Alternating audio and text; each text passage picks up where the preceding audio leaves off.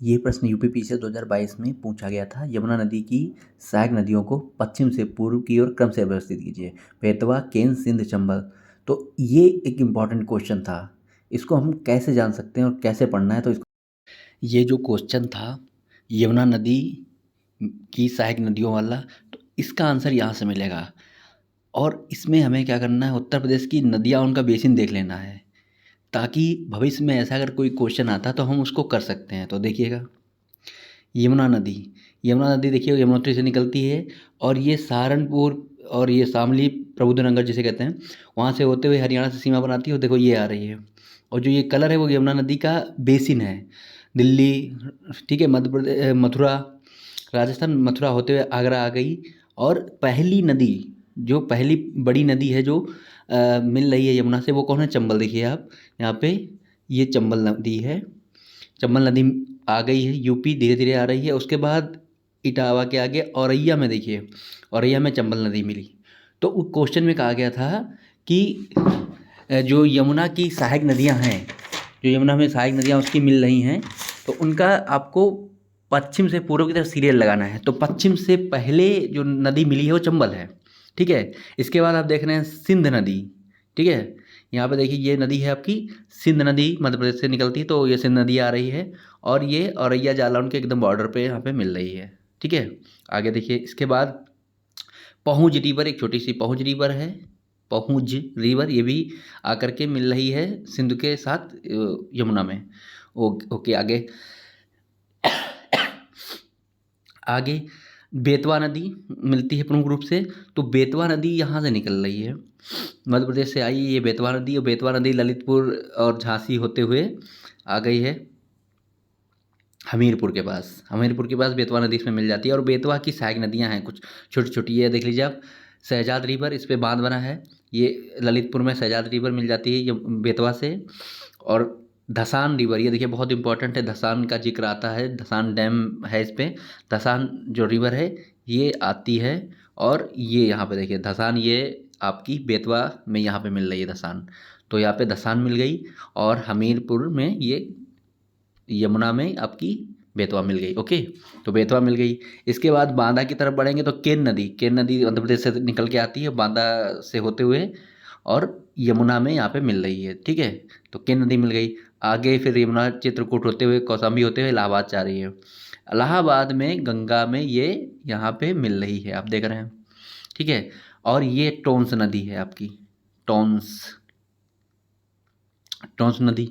तो ये टोंस नदी गंगा की सहायक नदी है, वो इधर से मिल रही है। तो यमुना की जो सहायक नदियां हैं जो पश्चिम से मिल रही थी, उन पश्चिम से पूर्व उनका सीरियल, तो पहला क्या था? चंबल। फिर यहाँ पे जो क्वेश्चन था हमारा उसके हिसाब से सिंधु, फिर बेतवा, उसके बाद केन, ये इसका सीरियल था। ओके, ठीक है। फिर आगे हम लोग सभी को देख लेते हैं। गंगा नदी देखिए, गंगा नदी यहाँ से उद्गम होता है गंगोत्री में। फिर देखिए वो इंडिया में उस यूपी में आ जाती है, यूपी में बिजनौर से इंटर करती है, धीरे धीरे ये सबको बढ़ रही है, आती है गंगा नदी। और गंगा नदी में जो पहली नदी बड़ी मिलती है वो देखिए रामगंगा नदी है। ये आपकी रामगंगा आ गई, रामगंगा उत्तराखंड से निकली है, और ये यहाँ पे आ रही है, ठीक है। अब ये पीला वाला रामगंगा का बेसिन है, और ये नीला वाला गंगा का बेसिन है। बेसिन का मतलब होता है उस नदी में जहाँ जहाँ से पानी आता है वो पूरा क्षेत्र बेसिन होता है उसका। तो रामगंगा आ गई, और रामगंगा बढ़ते हुए मुरादाबाद, रामपुर, बरेली, शाहजहांपुर होते हुए, और फर्रुखाबाद, कन्नौज के बॉर्डर के पास यहाँ पे रामगंगा गंगा में मिल जाती है, ठीक है। तो रामगंगा मिली पहले गंगा में। इसके बाद गंगा आगे बढ़ते चली आ रही है। और जो रेड वाला बेसिन है ये गोमती का है, गोमती का ये बेसिन है रेड वाला। गोमती आप जानते हैं पीलीभीत से निकलती है, पीलीभीत में एक झील है, वहाँ से ये निकली है।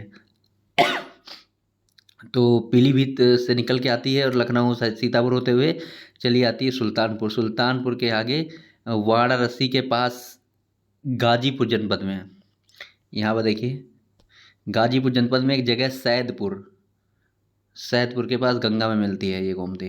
ओके, तो ये गोमती मिल रही है। और गोमती की सहायक नदी देखिए यहाँ पे सई रिवर है, जो कि सई रिवर आप जानते हैं हरदोई जनपद से निकली है। हरदोई देखिए, हरदोई जनपद से सई नदी निकलती है, उन्नाव, रायबरेली, प्रतापगढ़ और ये सब होते हुआ जौनपुर के पास गोमती नदी मिल जाती है। तो गोमती नदी की सहायक नदी है सई नदी। ओके, फिर देखिए गंगा नदी में कौन सी नदी मिल रही है, आगे आकर के यहाँ पे देखिए इधर से फिर उत्तरी नदियों को हम लोग देख रहे हैं। पहले गंगा में जो मिलने वाली नदियाँ हैं, ये शारदा नदी है। देखिए शारदा नदी निकल रही है, और शारदा नदी को महाकाली रिवर या काली रिवर कहते हैं, काली नदी या महाकाली नदी कहते हैं, जो नेपाल और इंडिया के बॉर्डर पे है, बॉर्डर को अलग भी करती है।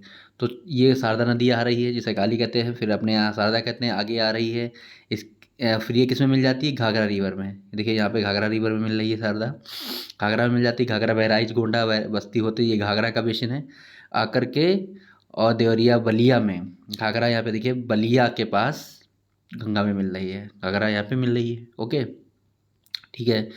और इसके ऊपर जो ये पीला वाला है बेसिन, ये राप्ती का नदी का है। राप्ती नदी श्रावस्ती, बलरामपुर, सिद्धार्थनगर होते हुए गोरखपुर बसा हुआ राप्ती नदी पे, आप लोग जानते हैं। और राप्ती जो नदी है वो कहाँ पे मिलती है, किस में मिलती है, वो शारदा नदी में, उसमें घाघरा नदी में मिल रही है। ओके, राप्ती नदी घाघरा नदी में मिलती है, ठीक है। इसके बाद देखिए ये नारायणी नदी, नारायणी नदी गंडकी उसको कहते हैं, ठीक है। तो वो गंडक नदी है, वो भी यूपी में कुशीनगर देवरिया होते हुए घाघरा नदी में मिल रही है। ये ऑफिशियल मैप मानचित्र है उत्तर प्रदेश इरिगेशन डिपार्टमेंट का, ठीक है। तो यहाँ पे ये नदी आ गई है। तो इस तरीके से ये नदी यूपी की नदी बेसिन है। और नीचे दक्षिण में हम लोग देख लेते हैं कि ये सोन नदी है। सोन नदी गंगा की सहायक नदी है, और ये हमारे यहाँ सोनभद्र से होकर गुजरती है। फिर ये देखिए यहाँ पे ऐसे चली गई है बिहार, और बिहार में गंगा में मिल जाती है। पटना के पास में ये पटना है, और यहाँ पे पास में सोन नदी उसमें मिल जाती है। और सोन नदी की सहायक नदी कौन सी है, रिहंद नदी, ठीक है। रिहंद नदी सोन नदी की सहायक नदी है, और रिहंद नदी पर बांध बना हुआ है, रिहंद बांध, ठीक है। तो यहाँ पे बना हुआ है रिहंद बांध। ओके,